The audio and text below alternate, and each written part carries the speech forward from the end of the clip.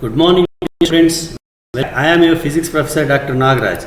So, in this video, I am going to discuss MCQ on motion in a straight line. Already ಒಂದು ವಿಡಿಯೋನ ನಾನು upload ಮಾಡಿದ್ದೀನಿ, units and measurements ಅಂತ. ಅದರಲ್ಲಿ ಒಂದು 20 ಕ್ವಶನ್ಸನ್ನು MCQ ಅನ್ನು ಡಿಸ್ಕಸ್ ಮಾಡಿದ್ದೀನಿ. ಅದ್ರ ಜೊತೆಗೆ ಮಾಡೆಲ್ ಪೇಪರ್ ಯಾವ ಥರ ಇರುತ್ತೆ, ಯಾವ್ಯಾವ ಕ್ವಶನ್, ಯಾವ್ಯಾವ ಚಾಪ್ಟರ್ ಎಷ್ಟೆಷ್ಟು ಇಂಪಾರ್ಟೆನ್ಸ್ ಇದೆ, ಇದನ್ನೆಲ್ಲ ಡಿಸ್ಕಸ್ ಮಾಡಿದ್ದೀನಿ. ಈಗ ಇದು ಎರಡನೇ ವಿಡಿಯೋ MCQ ಮೇಲೆ. ಬನ್ನಿ ಒಂದೊಂದಾಗಿ ಕ್ವಶನ್ಸನ್ನು ನೋಡ್ತಾ ಹೋಗೋಣ. ಮೊದಲನೇದಾಗಿ ಪೇಪರಲ್ಲಿರೋದ್ರೆ ಮಾಡೆಲ್ ಪೇಪರಲ್ಲಿರೋ ಕ್ವಶನನ್ನೇ ತಗೋತಾ ಇದ್ದೀನಿ. ನೋಡಿ, ಇಲ್ಲಿ slope of velocity time graph gives. ವಿದ್ಯಾರ್ಥಿಗಳಿಗೆ ಒಂದು ನೆನ್ಪಿಟ್ಕೊಳ್ಳಿ, MCQಗಳೆಲ್ಲ ನಾಲೆಡ್ಜ್ ಬೇಸ್ಡ್ ಅಂತಂದಾಗ ಕಾನ್ಸೆಪ್ಟ್ಸ್ ಬರುತ್ತೆ, ಈಕ್ವೇಷನ್ಸನ್ನು ಕೇಳ್ಬೋದು, ಆದರೆ ನ್ಯೂಮರಿಕಲ್ಸನ್ನು ಕೇಳೋಂಗಿಲ್ಲ, ನ್ಯೂಮರಿಕಲ್ಸ್ ಬರೋದಿಲ್ಲ. ಸೊ ಈಗ ನೋಡಿ, ಇದು graph, velocity time graph, VT graph ಅಂತ ಕರೀತಾರೆ. VT ಗ್ರಾಫ್ ಹಾಕಿದಾಗ ನಿಮಗೆ ಸ್ಟ್ರೈಟ್ ಲೈನ್ ಬರುತ್ತೆ. ಅದರ ಸ್ಲೋಪ್ ಏನನ್ನು ರೆಪ್ರೆಸೆಂಟ್ ಮಾಡುತ್ತೆ? ಸ್ಲೋಪ್ ಯಾವಾಗ್ಲೂ y ಡಿವೈಡೆಡ್ ಬೈ ಟಿ, ಅಂದರೆ dy/dt ಅಂತ. ಅಲ್ಲಿ y ಬಂದ್ಬಿಟ್ಟು ವೆಲಾಸಿಟಿ ಡಿವೈಡ್ ಬೈ ಟೈಮ್ ಆಗಿರೋದ್ರಿಂದ velocity by time is nothing but acceleration. So slope of the velocity time graph represents acceleration. So that is the answer. ಅದೇ XT graph ಅಂತ ಬಂದಾಗ XT ಗ್ರಾಫಿನ slope ಏನನ್ನ represent ಮಾಡುತ್ತೆ ಅಂತ ಕೇಳಿದರೆ, ಅವಾಗ XT graph represents velocity, slope of the XT graph represents velocity. Okay, next, which of the following statement is not true in case of displacement? ಇಲ್ಲಿ 4 statement ಇದೆ. Displacement can be positive or negative. Yes, it is true. It can be positive, it can be negative. Displacement is a scalar. This is wrong actually. Displacement cannot be a scalar. It is always a vector. So ಇದು wrong statement. ನೋಡೋಣ, ಇನ್ನೂ 2 statement ಇದೆ. It is the shortest distance between initial and final position. ಹೌದಲ್ವಾ? It is the shortest distance only.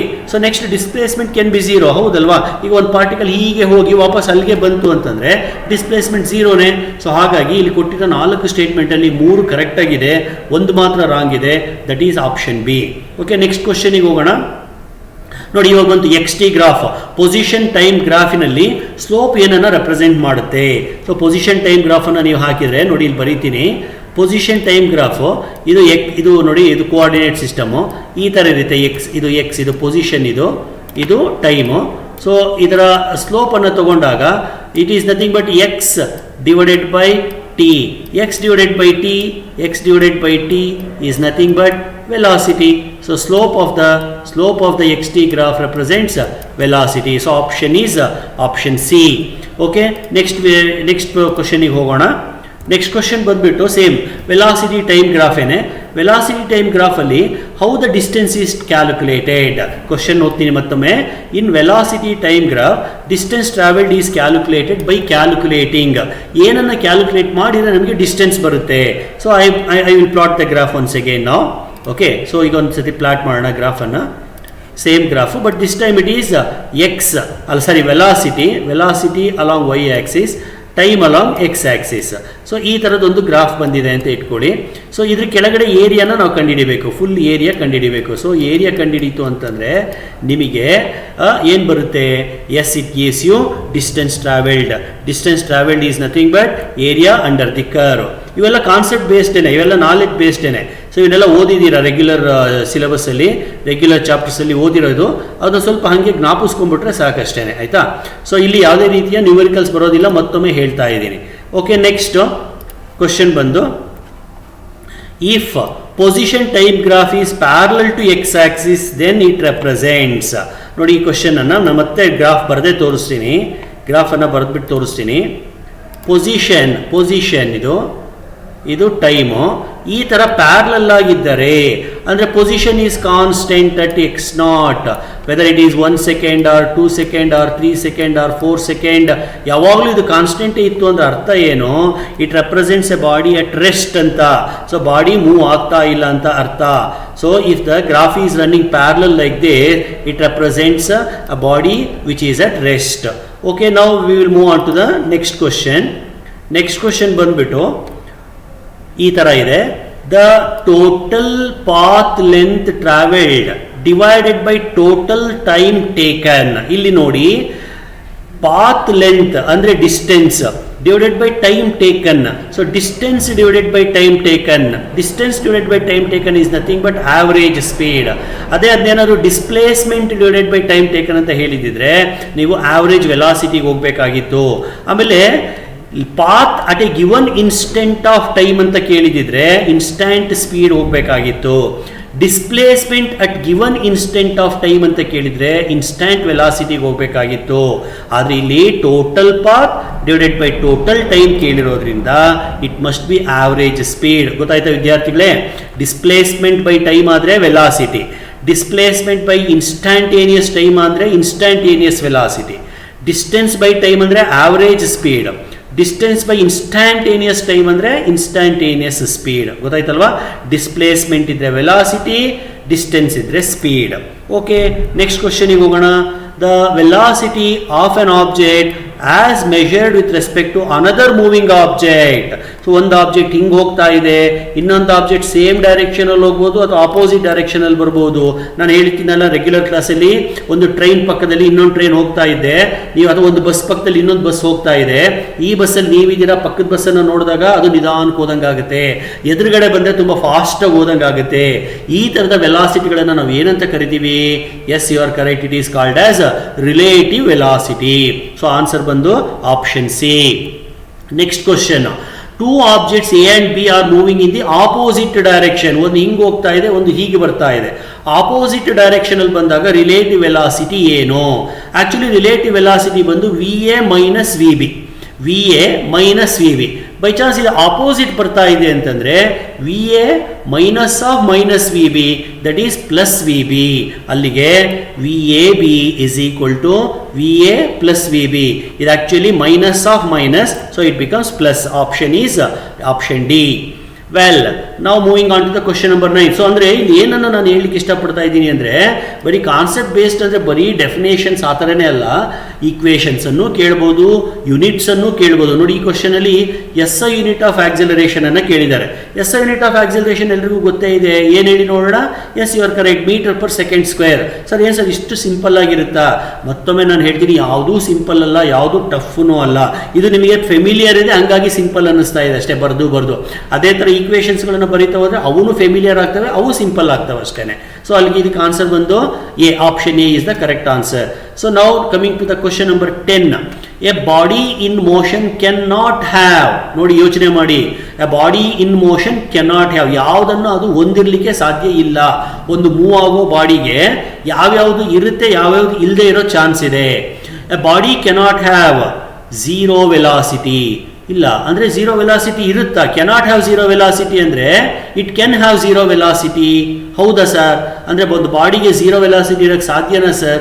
S, ಸಾಧ್ಯ ಇದೆ. ನೋಡಿ, ಒಂದು body ಹಿಂಗೆ ಹೋಯ್ತು ಮತ್ತೆ ಹಿಂಗೆ ವಾಪಸ್ ಬಂತು, ಡೈರೆಕ್ಷನ್ ಆಪೋಸಿಟ್ ಆಯ್ತಲ್ವಾ, ಟೋಟಲ್ ವೆಲಾಸಿಟಿ ಝೀರೋ. ಬಟ್ ಹಂಗಂತ ಹೇಳಿ ಅದು ಮೂವ್ ಆಗಿಲ್ಲ ಅಂತ ಹೇಳೋಕ್ಕಾಗಲ್ಲ, ಇಟ್ ಈಸ್ ಮೂವಿಂಗ್. ಹೌದಲ್ವಾ? Cannot have zero speed. Yes, it cannot have zero speed. Whenever a body moves, ಅದು ಹಿಂಗೆ ಹೋಗುತ್ತೋ, ಹಿಂಗೆ ಬರುತ್ತೋ, ಹೆಂಗೆ ಬರುತ್ತೋ ಗೊತ್ತಿಲ್ಲ, ಒಟ್ಟಾರೆ ಅದು ಮೂವ್ ಆಗ್ತಾ ಇದೆ ಅಂದರೆ ಅದಕ್ಕೆ ಸ್ಪೀಡ್ ಇದೆ ಅಂತಂದೇ ಅರ್ಥ. So whenever a body is in motion it must have speed. Velocity zero ಇರ್ಬೋದು, ಆಕ್ಸಿಲರೇಷನ್ ಝೀರೋ ಇರ್ಬೋದು. ಸರ್ ಯಾವಾಗ ಸರ್ ಆಕ್ಸಿಲರೇಷನ್ ಝೀರೋ ಆಗುತ್ತೆ? When a body moves with constant velocity. Displacement zero ಇರ್ಬೋದು. ಸರ್ ಯಾವಾಗ ಸರ್ ಡಿಸ್ಪ್ಲೇಸ್ಮೆಂಟ್ ಝೀರೋ ಇರುತ್ತೆ? ಇಲ್ಲಿಂದ start ಆಗಿ ಮತ್ತೆ ವಾಪಸ್ ಅಲ್ಲಿಗೆ ಬಂದರೆ ಡಿಸ್ಪ್ಲೇಸ್ಮೆಂಟ್ ಝೀರೋ ಆಗುತ್ತೆ. ಸೊ ಡಿಸ್ಪ್ಲೇಸ್ಮೆಂಟ್ ಝೀರೋ ಆಗ್ಬೋದು, ಆಕ್ಸಿಲರೇಷನ್ ಝೀರೋ ಇರ್ಬೋದು, ಓವರ್ ಆಲ್ ವೆಲಾಸಿಟಿ ಝೀರೋ ಇರ್ಬೋದು, ಸ್ಪೀಡ್ ಮಾತ್ರ ಝೀರೋ ಇರೋಕ್ಕೆ ಸಾಧ್ಯನೇ ಇಲ್ಲ. ಝೀರೋ ಇತ್ತು ಅಂದರೆ ಅದು ಮೂವ್ ಆಗ್ತಾ ಇಲ್ಲ, ಕಾನ್ಸ್ಟೆಂಟ್ ಆಗಿದೆ ಅಂತ ಅರ್ಥ. ಸೊ ಆನ್ಸರ್ ಬಂದು option B. So a body in motion cannot have zero speed. It can have zero velocity, it can have zero acceleration, it can have zero displacement, but not this zero distance, not zero speed. Okay, next question. Which of the following is not equation of motion? ಸುಮ್ಮನೆ ಹಂಗೆ observe ಮಾಡಿ. V not ಅಂತಂದು ಬರಿಬೋದು, you ಅಂತ ಕೂಡ ಬರಿಬೋದು. V is equal to V not plus A T, ಅಂದರೆ V equals U plus A T. ಇದು equation of motion. Next S is equal to U T plus half A T square. Even this is also equation of motion. Next V square minus U square equals 2as, ಅಥವಾ V square is equal to V not square plus 2as. So first ಮೂರೂ ಕೂಡ equations of ಮೋಷನ್ನೇ. ನಾಲ್ಕನೇದು ಬಂದುಬಿಟ್ಟು V square equals A square plus 2st, ಈ ಥರದ ಯಾವ equation ಇಲ್ಲ. ಸೊ ಹಂಗಾಗಿ equation 4 cannot be considered as equation of motion. So 11ನೇ ಕ್ವಶನ್ಗೆ ಕರೆಕ್ಟ್ ಆಪ್ಷನ್ ಬಂದು ಡಿ. ನಾವು moving on to the next question. ನೋಡಿ ಇಲ್ಲಿ time taken to react and to take precaution is known as. ಈಗ ನೋಡಿ ಯಾವುದೋ ಒಂದು ಆಬ್ಜೆಕ್ಟ್ ಬೀಳ್ತಾ ಇದೆ, ಅದಕ್ಕೆ ನಾವು ಎಷ್ಟು ಬೇಗ ರಿಯಾಕ್ಟ್ ಆಗ್ತೀವಿ. ಅಥವಾ ಎದುರುಗಡೆಗೆ ಒಂದು ಮಗು ಬಂತು, ಡ್ರೈವರ್ ನೋಡ್ತಾನೆ, ಬ್ರೇಕ್ ಹಾಕ್ತಾನೆ, ನೋಡಿದ ಮೇಲೆ ಅವ್ನು ಬ್ರೇಕ್ ಹಾಕ್ಲಿಕ್ಕೆ ಒಂದು ಸ್ವಲ್ಪ ಟೈಮ್ ತಗೋತಾನಲ್ವಾ, ಆ ಸಿಚುವೇಶನ್ ಅನ್ನು ನೋಡಿ ಅವ್ನು ರಿಯಾಕ್ಟ್ ಮಾಡಬೇಕು. ಈಗ ನಿಮ್ಮ ಕ್ಲಾಸಲ್ಲಿ ಟೀಚರ್ ಕ್ವಶನ್ ಕೇಳ್ತಾರೆ, ಕ್ವಶನ್ ಕೇಳಿದ ತಕ್ಷಣನೇ ನೀವು ಆನ್ಸರ್ ಮಾಡೋದಿಲ್ಲ, ಅದಕ್ಕೆ ಫಸ್ಟ್ ನೋಡ್ತೀರಿ ಏನದು ಅಂತ, ಅಂದರೆ ನಿಮ್ಮ ಮೈಂಡ್ ರೆಡಿ ಆಗಬೇಕು. ಆ ಗ್ಯಾಪಲ್ಲಿ ನೀವು ಏನು ಟೈಮ್ ಸ್ಪೆಂಡ್ ಆಗುತ್ತೋ ಅದನ್ನು ರಿಯಾಕ್ಷನ್ ಟೈಮ್ ಅಂತ ಕರೀತಾರೆ. ಸೊ ರಿಯಾಕ್ಷನ್ ಟೈಮಿನ ಡೆಫಿನೇಷನ್ ನಾನು ಹೇಳಿದ್ದೀನಿ. It is a time taken by the driver or taken by the body or taken by the system to react and to take precaution for some situation. ಈಗಾಗಲೇ ಹೇಳಿದಲ್ಲ, ಒಂದು ಮಗು ಸಡನ್ನಾಗಿ ಅಡ್ಡ ಬಂದ್ಬಿಡುತ್ತೆ, ನೀವು ಬೈಕಿಗೆ ಬ್ರೇಕ್ ಹಾಕಬೇಕು, ನೋಡಿದ ಮೇಲೆ ಎಷ್ಟು ಬೇಗ ಬ್ರೇಕ್ ಹಾಕ್ತೀರಾ, ಎಷ್ಟೊತ್ತಿಗೆ ಬ್ರೇಕ್ ಹಾಕ್ತೀರಾ, ಅದು reaction time. So time taken to react for a particular situation is known as reaction time. Okay, next ಕ್ವಶನ್ಗೆ ಹೋಗೋಣ. In which of the following cases displacement is zero? ನಾನು ಆಗಲೇ ಒಂದು ಕ್ವಶನ್ ಅಲ್ಲಿ ಹೇಳಿದೆ ಡಿಸ್ಪ್ಲೇಸ್ಮೆಂಟ್ ಝೀರೋ ಆಗೋ ಸಾಧ್ಯತೆ ಇದೆ ಅಂತ. ಇಲ್ಲಿ ನೋಡಿ ಯಾವ ಕೇಸಲ್ಲಿ ಡಿಸ್ಪ್ಲೇಸ್ಮೆಂಟ್ ಝೀರೋ ಆಗ್ಬೋದು. ಪ್ರೊಜೆಕ್ಟೈಲ್ ಮೋಷನ್ ಹೀಗೆ ಹೊರಟು ಹೀಗೆ ಬಂತು, ಅಂದರೆ ಇದು ಇನಿಷಿಯಲ್ಲು ಇದು final, displacement cannot be zero. Circular motion ಹೀಗೆ ಹೋಯಿತು ಮತ್ತೆ ವಾಪಸ್ ಇಲ್ಲಿಗೆ ಬಂತು, ಎಸ್ ವಾಪಸ್ ಅಲ್ಲಿಗೆ ಬಂತು ಅಂದರೆ initial and final positions are zero, same, therefore circular motion ಅಲ್ಲಿ ಡಿಸ್ಪ್ಲೇಸ್ಮೆಂಟ್ ಈಸ್ ಝೀರೋ. ಅದೇ ಲೀನಿಯರ್ ಮೋಷನ್ ಇಲ್ಲಿಂದ ಹೀಗೆ ಸ್ಟ್ರೈಟ್ ಆಗಿ ಹೋಯಿತು ಅಂದರೆ position change from here to here, so there is a displacement. So ಕೊಟ್ಟಿರೋ 3 ಆಪ್ಷನ್ ಅಲ್ಲಿ ಸರ್ಕ್ಯುಲರ್ ಮೋಷನ್ ಅಲ್ಲಿ ಡಿಸ್ಪ್ಲೇಸ್ಮೆಂಟ್ ಝೀರೋ ಆಗುತ್ತೆ. ಹಾಗಾಗಿ ನಾವು 4ನೇದು ನನ್ ಅಂತ ನೋಡೋಂಗಿಲ್ಲ, answer is B. Circular motion ಅಲ್ಲಿ whenever a body comes back to the starting point, it's a total displacement is zero. Okay, I hope you are following dear students. Let me move on to the next question. Distance and displacement are same only when the body is moving. ನೋಡಿ, ಇದು concept ಬೇಸ್ಡೇನೆ, knowledge ಬೇಸ್ಡೇನೆ. ಡಿಸ್ಟೆನ್ಸ್ಗೂ ಡಿಸ್ಪ್ಲೇಸ್ಮೆಂಟ್ಗೂ ವ್ಯತ್ಯಾಸ ಗೊತ್ತಿದೆಯಾ ನಿಮಗೆ? Distance ಅಂದರೆ actual path travelled by the body. Displacement ಅಂದರೆ it is the shortest distance between the initial and final position. ಆಯಿತಾ? ಇವಾಗ ಒಂದು ಆಬ್ಜೆಕ್ಟ್ ಇಲ್ಲಿತ್ತು, ಹೀಗೆ ಹೀಗೆ ಹೀಗೆ ಹೀಗೆ ಸುತ್ತಾಡ್ಕೊಂಡು ಇಲ್ಲಿಗೆ ಬಂತು. So this is displacement, this is distance. So ಯಾವಾಗಲೂ ಡಿಸ್ಟೆನ್ಸ್ ಜಾಸ್ತಿ ಇರುತ್ತೆ, ಡಿಸ್ಪ್ಲೇಸ್ಮೆಂಟ್ ಕಡಿಮೆ ಇರುತ್ತೆ. ಮ್ಯಾಕ್ಸಿಮಮ್ ಅಂದರೆ displacement is equal to distance ಆಗ್ಬೋದು ಅಷ್ಟೇ, ಅದಕ್ಕಿಂತ ಜಾಸ್ತಿ ಆಗ್ಲಿಕ್ಕೆ ಸಾಧ್ಯ ಇಲ್ಲ. ಹಾಗಾದರೆ ಡಿಸ್ಟೆನ್ಸು ಡಿಸ್ಪ್ಲೇಸ್ಮೆಂಟ್ ಎರಡು ಒಂದೇ ಇರೋಕ್ಕೆ ಸಾಧ್ಯ ಇದೆಯಾ ಸರ್? ಇದೆ. ಯಾವಾಗ? ನೋಡಿ, ಒಂದು ಆಬ್ಜೆಕ್ಟ್ ಇಲ್ಲಿಂದ ಹೊರಟು ಹೀಗೆ ಬಂತು ಅಂದರೆ ಸ್ಟ್ರೈಟ್ ಲೈನಲ್ಲಿ ಬಂತು, ಇದು ಇನಿಷಿಯಲ್ಲು ಇದು ಫೈನಲ್ಲು, ಟ್ರಾವೆಲ್ ಮಾಡಿರೋದು ಇಷ್ಟು ದೂರ ಡಿಸ್ಟೆನ್ಸ್, ಇಲ್ಲಿಂದ ಇಲ್ಲಿಗೆ ಲೈನ್ ಹೇಳಿದ್ರು ಅದೂ ಅಷ್ಟೇ ಆಗುತ್ತೆ. ಅಂದರೆ ಡಿಸ್ಪ್ಲೇಸ್ಮೆಂಟ್ ಡಿಸ್ಟೆನ್ಸ್ ಎರಡು ಒಂದೇನೆ. ಯಾವಾಗ? When a body travels in a straight line. When a body travels in a straight line both are same. So ಹಂಗಾಗಿ ಆನ್ಸರ್ ಈಸ್ ಸಿ. ಗೊತ್ತಾಯ್ತಾ? ಸೊ ಸ್ಟ್ರೈಟ್ ಲೈನಲ್ಲಿ ಹೋದರೆ ಮಾತ್ರ distance is equal to displacement, speed is equal to velocity. ಅದು ಬಿಟ್ಟರೆ ಬೇರೆ ಎಲ್ಲ ಕೇಸಲ್ಲೂ ಕೂಡ ಅವು ಬೇರೆ ಬೇರೆನೇ. ಓಕೆ, ನೆಕ್ಸ್ಟ್ 15ನೇ question. Identify the statement which is not relevant for V T graph. ಇಲ್ಲಿ 4 ಸ್ಟೇಟ್ಮೆಂಟ್ ಇದ್ದಾವೆ, ಯಾವುದೋ ಒಂದು ಸ್ಟೇಟ್ಮೆಂಟ್ ರಾಂಗ್ ಇದೆ ಅಂತ ಅನಿಸುತ್ತೆ, ನೋಡೋಣ ಯಾವುದಿರ್ಬೋದು. It represents 1 dimension motion only. ಹೌದಲ್ವಾ? ವೆಲಾಸಿಟಿ ಟೈಮ್ ಗ್ರಾಫ್ ನಾವು 2 ಡೈಮೆನ್ಷನ್ 3 ಡೈಮೆನ್ಷನ್ ಬರೆಯೋಕ್ಕೆ ಸಾಧ್ಯನೇ ಇಲ್ಲ, only for 1 dimension. So it is a relevant, not a irrelevant statement. ಎರಡನೇದು, area under the curve gives you the total distance. ಅದು ಕರೆಕ್ಟೇ ಅಲ್ವಾ? Equations of motions can be derived. Yes, it is also correct. ಹಂಗೆ ನೋಡ್ಕೊಂಡು ಇಲ್ಲಿ ಕೊಟ್ಟಿರೋ 3 statement ಕೂಡ relevant ಆಗೇ ಇದ್ದಾವೆ, ಹಾಗಾಗಿ ಯಾವುದೂ ಇರ್ರಿಲೆವೆಂಟ್ ಅಲ್ಲ. ಹಾಗಾಗಿ ನಾನು ನನ್ ಅನ್ನೋ ಆಪ್ಷನ್ಗೆ ಹೋಗ್ತಾ ಇದ್ದೀನಿ. ಸೊ ಇದು ನೆಕ್ಸ್ಟ್ ಕ್ವಶನ್ ಆಯಿತು. Well, coming to the 16th question. The change in the velocity divided by small change in the time.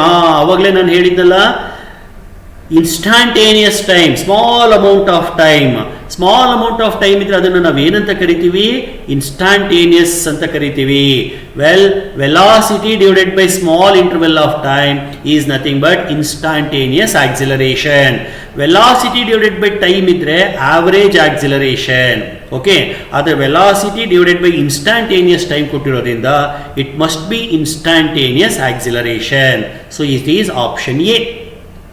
Well, this is about some of the questions from motion in a straight line. Well, I have covered almost all segments. ಒಟ್ಟು 16 question ಅನ್ನು discuss ಮಾಡಿದ್ದೀನಿ. ನೀವು ಇದೇ ಲೈನಲ್ಲಿ ಇನ್ನೊಂದಷ್ಟು questions ಅನ್ನು practice ಮಾಡ್ಕೊಳ್ಳಿ. I will come back with next chapter, that is motion in plane, in my next video.